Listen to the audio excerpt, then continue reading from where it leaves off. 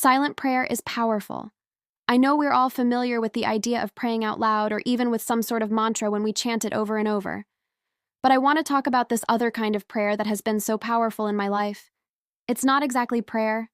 It's more like communion with the divine. And I want to explain what I mean by that. And if you find that you are stressed out, anxious, overwhelmed, and you need some help to calm your mind, then this video is for you. Let's talk about the surprising power of silent prayer. Now, the first thing I notice about silent prayer is how still it makes me. I think that's why I love it so much, because it is in stillness that I find my strength, that I find my center. When I am in stillness, there is this sense of deep peace within me. I'm cultivating that inner peace that really grounds me and allows me to be more serene in an often chaotic world. You see, when we pray silently, we're quieting the noise. We're quieting the voices in our head that often bombard us with thoughts of worry and fear and distraction. And we turn instead to the stillness within. And in that stillness, we discover that everything is going to be okay. When I pray silently, I am able to hear what I really want to hear. I am able to gain clarity in a situation where perhaps I was confused before. So many times we make decisions based on impulse, based on what we think we want, based on what others tell us we should do. But when we pray silently, we have the opportunity to gain perspective. We can think clearly again. We can think rationally. We can make the right decision for us. Silent prayer gives me the power back to be able to make choices that I feel good about, rather than just doing or saying what comes easily or what comes quickly. And this is another reason why silent prayer is so powerful. I also know that when I pray silently, I am connected to something much bigger than myself. Now, I don't know if you've ever experienced this, but I have felt so incredibly connected to the divine when I'm in silence.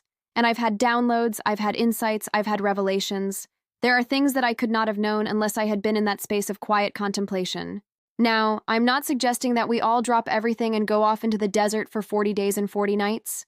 Although that would probably be pretty amazing, I am suggesting that we take some time every day to get quiet, to get still, to turn off the noise, to turn off the voices that are bombarding us from the outside, that are bombarding us from the media, from our friends, from our families, from our partners, from our workplace, and that we turn instead to the quiet within.